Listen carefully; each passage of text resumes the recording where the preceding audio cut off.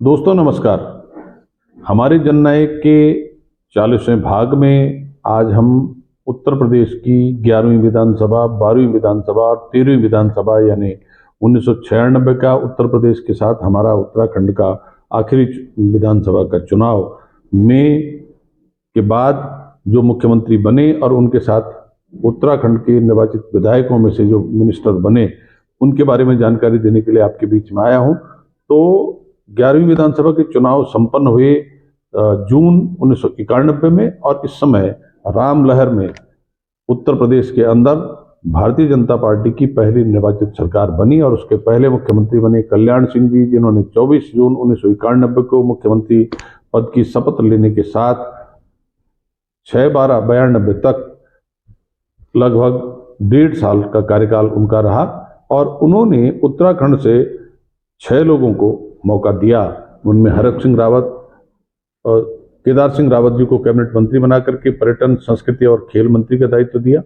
तो हरक सिंह रावत जी को राज्य मंत्री बना करके पर्यटन मंत्री का दायित्व दिया। पूर्णचंद शर्मा जी को राज्य मंत्री बना करके पर्वतीय विकास मंत्रालय का दायित्व दिया। तो बच्ची सिंह रावत जी को उप मंत्री बना करके राजस्व मंत्रालय की जिम्मेदारी दी और हरवंश कपूर जी को राज्य मंत्री बना करके ग्रामीण विकास की जिम्मेदारी दी।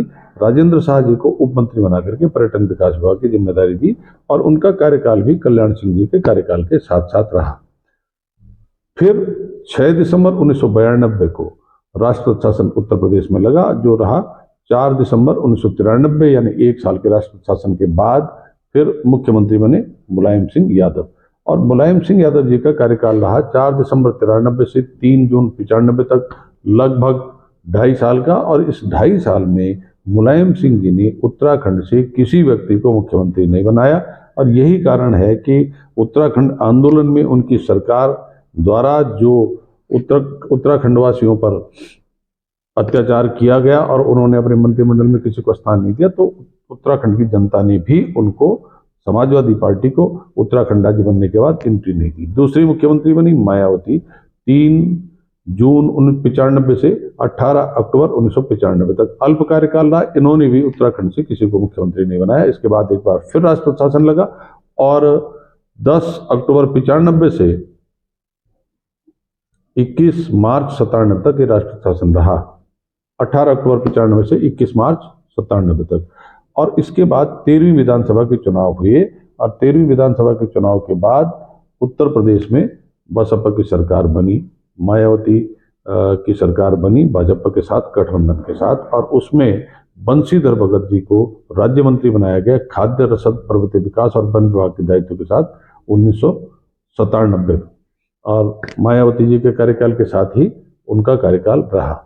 उसके बाद फिर से एक बार मुख्यमंत्री के दायित्व में परिवर्तन हुआ और 21 सितंबर 1997 से 12 नवंबर 1999 तक कल्याण सिंह जी को मुख्यमंत्री बनाया गया।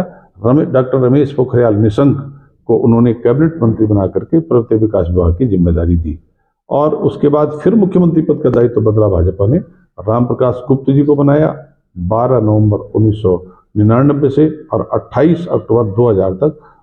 मैं इसलिए कह रहा हूं कि हमारा जो कार्यकाल है उत्तर प्रदेश के साथ लगभग यहीं पूरा होता है।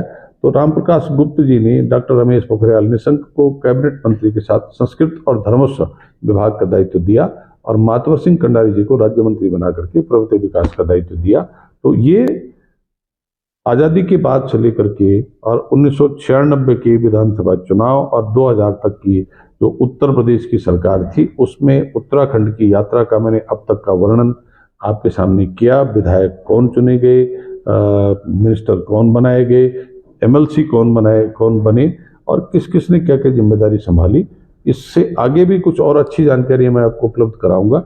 आप मेरे वीडियोस देख करके मेरे चैनल को सब्सक्राइब करके लाइक और शेयर जरूर करेंगे। आप सबका धन्यवाद। जय हिंद, जय उत्तराखंड।